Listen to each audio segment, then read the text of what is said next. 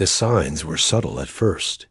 My wife Rachel suddenly interested in golf, my father's passion. New perfume when visiting my parents. Lingering hugs that made my mother leave the room. When Mom died 2 years ago, I thought grief brought Rachel and Dad closer. What I didn't know was that they'd been having an affair for years.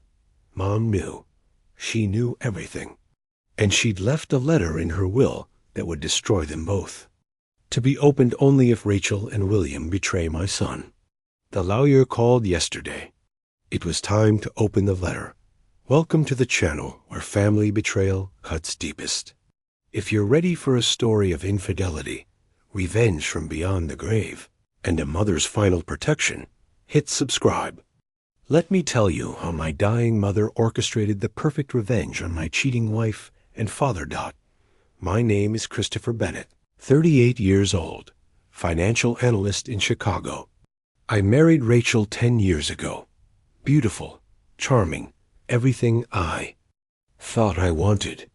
My parents, William and Margaret Bennett, loved her immediately. You found a keeper, Mom would say. She's the daughter I never had. Family dinners every Sunday. Holidays together. Vacations to Dad's lake house. We were the picture of American family happiness. Rachel bonded with both my parents, but especially with Mom. They'd shop together, share recipes, gossip about neighbors. When I worked late, Rachel would often have dinner with my parents. Don't want them eating alone, she'd say. Dad was a successful real estate developer, retired at 60 to play golf and travel with Mom. They'd been married 40 years, still held. Hands, still laughed at each other's jokes. They were my model for marriage. Rachel and I weren't quite there yet. Small arguments, growing distance, the usual 10-year itch. But I figured we'd work through it like my parents had. Everything changed when Mom got diagnosed with pancreatic cancer in 2021. Stage 4, aggressive, terminal. 6 months to live, maybe 8 with treatment. The diagnosis shattered our perfect family. Dad aged 10 years overnight. Rachel cried for days. I threw myself into research, desperate for hope that didn't exist. Rachel stepped up beautifully during Mom's illness. She took family medical leave, spent every day at my parents' house. You focus on work, she told me. I'll handle the caregiving. Margaret needs me. I was grateful beyond words. My demanding job required long hours, and knowing Rachel was. With Mom gave me peace. She managed medications, drove to appointments, coordinated with hospice. Dad was lost in grief, barely functional. Rachel handled everything. She'd stay late, sometimes overnight when Mom had bad nights. William's useless right now, she'd explain. Someone needs to be the adult. I loved her more for her compassion. The golf lessons started 3 months into Mom's illness. Your dad needs distraction, Rachel explained. I asked him to teach me. It gives him something to focus on besides Margaret. Every Tuesday and Thursday, they'd spend mornings at the country club. Mom encouraged it. William needs to get out, she'd say weekly. I'm glad Rachel's taking care of him, too. Looking back, the signs were obvious. Rachel's new interest in Dad's hobbies, the inside jokes I didn't understand. How she'd light up when he entered the room. How he started dressing younger, wearing cologne again. But I was blind, focused on Mom's declining health and work stress. I saw a daughter-in-law caring for her father-in-law. Nothing more. Mom lasted 7 months. The final 2 were brutal. In-home hospice, round-the-clock care, the slow fade of a brilliant woman. Rachel practically lived at my parents' house. I'd visit every evening after work, finding her and Dad sitting vigil, holding Mom's hands. Reading to her one evening, I arrived early and overheard them in the kitchen. We can't keep doing this, Rachel whispered. Not while she's dying. Dad's response, I know, but I can't help how I feel." They jumped apart when I entered. "Just emotional," Rachel explained, wiping tears. "This is so hard on your dad." I hugged them both, grateful they had each other for support. Mom died on a Tuesday morning in May 2022. Rachel and Dad were with her. I was stuck in traffic, racing from a client meeting. They called to say she'd passed peacefully, holding both their hands. The image should have been beautiful. Now it makes me sick, knowing what those joined hands really meant. The funeral was massive. Mom had touched many lives through her charity. Work. Rachel delivered a stunning eulogy about the mother she'd never had, the woman who'd shown her true grace. Dad broke down completely. I held him while he sobbed, whispering that Mom was at peace. Rachel stood behind us, her hand on Dad's shoulder, the grieving daughter-in-law comforting her broken father-in-law. Everyone commented on our family's closeness in tragedy. The will reading was scheduled 2 weeks after the funeral. Standard. Stuff we thought. Mom and Dad had always been transparent about finances. Everything to Dad, then to me upon his death. Simple, clean, expected. But Mom's lawyer, Harold Brennan, had called asking for a private meeting first. "There are some unusual provisions," he'd said cryptically. I met Harold at his office downtown. He'd been Mom's lawyer for 20 years, handled all her charity. Work. He looked uncomfortable as he slid a sealed envelope across his desk. "Margaret gave me this 6 months ago," he explained, "with very specific instructions. I'm to give it to you only if certain conditions are met." "What conditions?" I asked, confused. Harold shifted nervously. "If evidence emerges of an intimate relationship between your wife and father." Margaret hired a private investigator. The reports started coming in 3 months ago. My world tilted. "That's impossible. You're mistaken." Harold's expression was sympathetic but firm. "Read the letter, Christopher. Your mother explains everything." I opened the envelope with shaking hands. Mom's elegant handwriting filled 3 pages. The first line destroyed me. "My dearest Christopher, if you're reading this, then Rachel and William have betrayed us both, and I am gone." Mom's letter was devastating in its clarity. "Christopher, I discovered the affair 8 months ago. Small things at first. A look held too long. Rachel's hand brushing William's unnecessarily. Private conversations that stopped when I entered. I wanted to be wrong. Prayed I was paranoid from the cancer medications. So I hired someone to watch them. The evidence was undeniable. They've been emotionally involved for 3 years. Physically intimate for the last 8 months. Yes. Wow. I was dying in the next room. The investigator has photos from the golf club, recordings from the house when they thought I was sleeping. I've seen it all. I could have confronted them, blown up our family while dying. But I chose a different path. Let them think they've fooled everyone. Let them believe their love conquered my inconvenient existence. But I've prepared consequences they'll never see coming. First, I've changed my will. William gets nothing if. He's romantically involved with Rachel within 5 years of my death. Everything goes to you instead. The houses, investments, all $8 million. Harold has the investigator's evidence to prove the affair. Second, Rachel doesn't know about the prenuptial agreement William and I signed during a rough patch 15 years ago.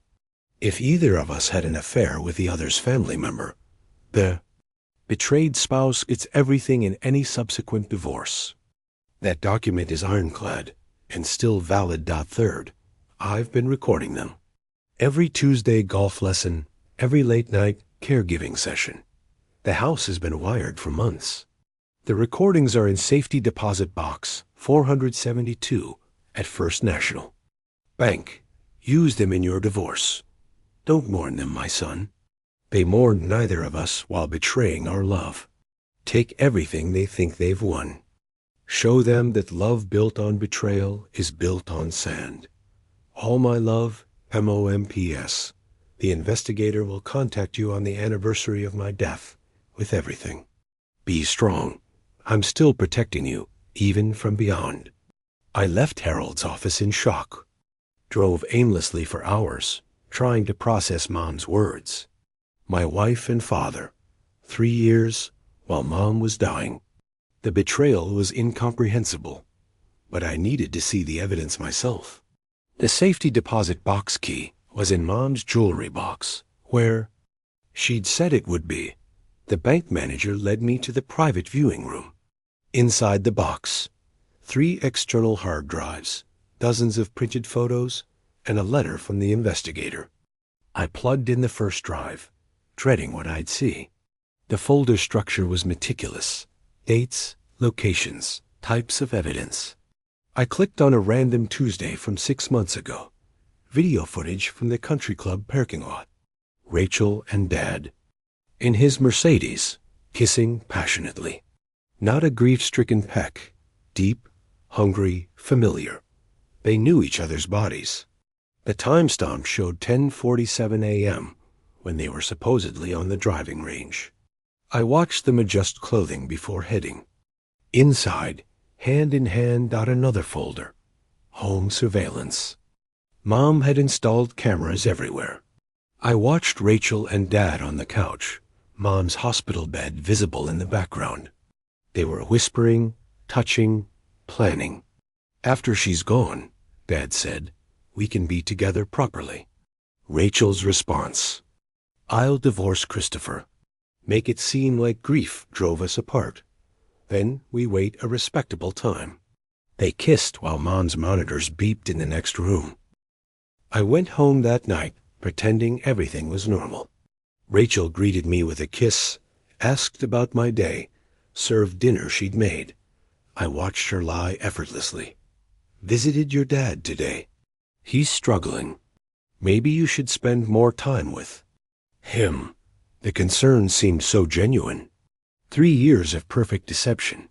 That night in bed, she curled against me like always. I lay rigid, replaying every Tuesday she'd come home talking about golf lessons. Every night she'd stayed with Mom. Every tear at the funeral. When had it started? That first golf lesson? Earlier? Had they planned it? Or just fallen into betrayal? I lasted 3 days before confronting them. Called a family meeting at Dad's house, saying we needed to discuss Mom's estate. They both seemed nervous, but unsuspicious. We sat in the living room where Mom had died. I pulled out my laptop and hit play on the first video.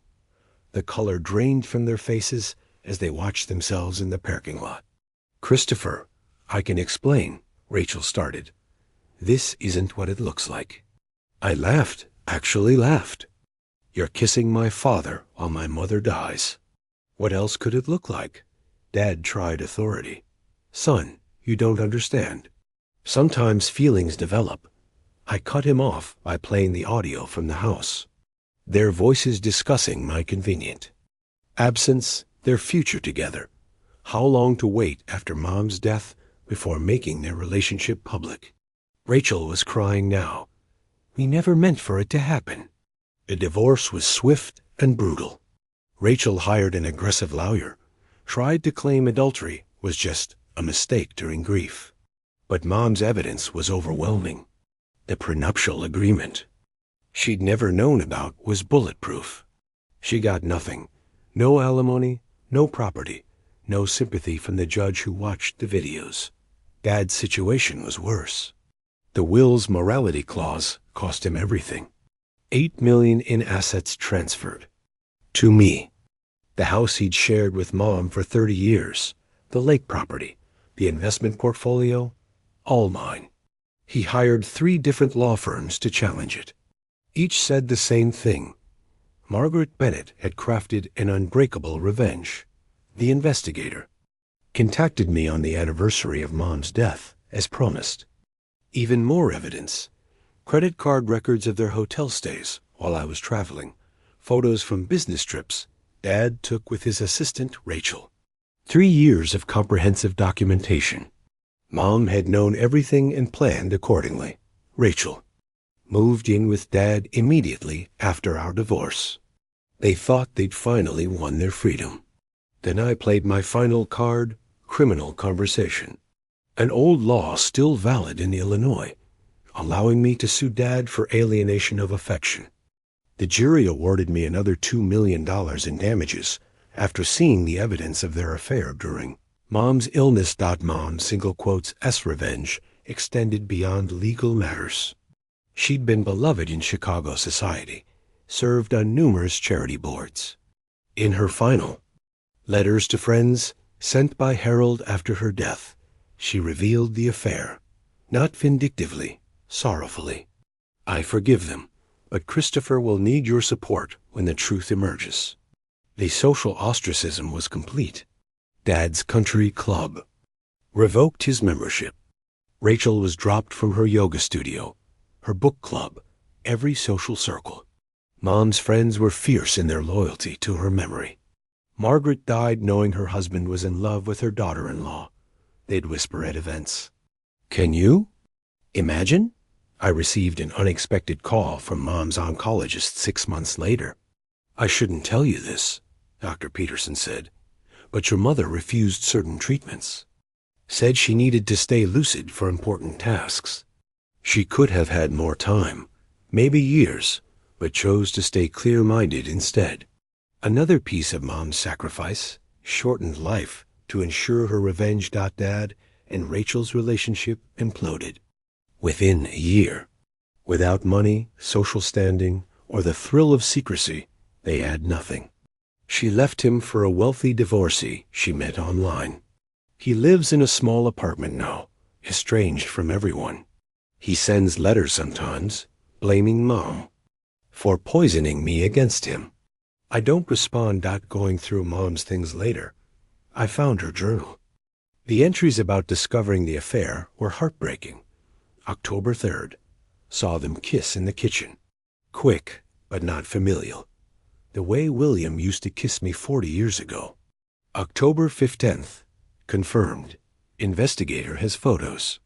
In my house. While I'm dying, the pain is worse than cancer. November 1st, decided on my course. Won't waste my remaining time on confrontation. Will use it for justice. Christopher deserves better than both of them. December 10th, cameras installed. Watched them plan their future on my couch. William promised her my jewelry. I laughed until I coughed blood. January 5th, rewrote with today. Harold says it's bulletproof. Good. Some things should be bulletproof. March 15th, getting weaker. You're getting bolder. Soon, my love.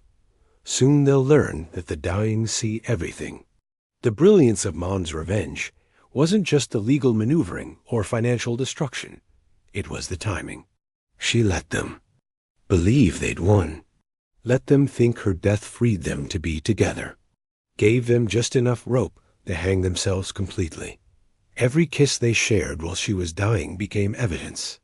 Every plan they made became conspiracy.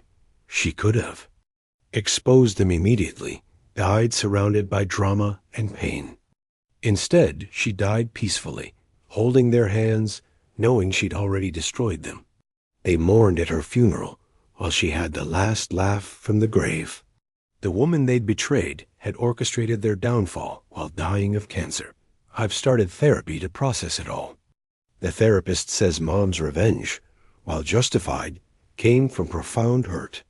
Imagine discovering your husband of 40 years loves your daughter-in-law while you're dying. The rage would be unimaginable. But Mom channeled that rage into cold, calculated justice. She protected me even as her own heart broke. It's been 2 years since Mom's death. I've sold the family house. Too many memories, too many hidden cameras. Dad's lake house is a rental property now. I donate most of the estate income to pancreatic cancer research in Mom's name. She'd approve of that irony, their betrayal funding. The fight against what killed her. I'm dating again, slowly. Trust issues, obviously. I find myself checking phones, questioning late nights, suspicious of kindness. Mom's letter warned me about this. Don't let their betrayal poison your future loves. I raised you to trust wisely, not never trust again. Sometimes I dream about Mom. She's healthy, laughing, playing the piano. In the dreams, there's no cancer, no affair, no revenge. Just the mother who taught me to tie my shoes and ride a bike and stand up for myself. I wake up grateful for her protection and sad for what we all lost. Dad reached out last month. He's sick now, karma or coincidence. Wants to reconcile, apologize, explain. I haven't responded. Mom's letter advised. Forgiveness is optional, Christopher. Protection is mandatory.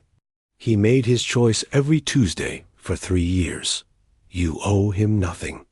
My name is Christopher Bennett.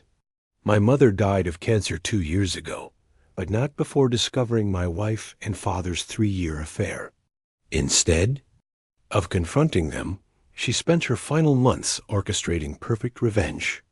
Changed her will, hired investigators, installed cameras, and documented everything. She died holding their hands, knowing she'd already destroyed them. The letter she left revealed everything. The affair, the evidence, the legal traps she'd set. Mom's revenge cost Dad his $8 million inheritance and Rachel everything in our divorce. Their relationship crumbled without money or secrecy. They thought Mom's death would free them. Instead, it triggered their destruction. To those facing betrayal. Document everything. Plan carefully. Protect yourself legally and financially. And remember, sometimes the best revenge is letting them think they've won, then showing them they've lost everything. Mom taught me that, along with so much more. Margaret Bennett died on a Tuesday in May, holding the hands of the two people who'd betrayed her most. But she had the last word, the last laugh, and the last victory. Somewhere, I hope she's at peace, knowing her son is protected and her betrayers are punished. That's a mother's love, fierce, protective, and when necessary, devastating. Rest in peace, Mom. Your revenge was complete.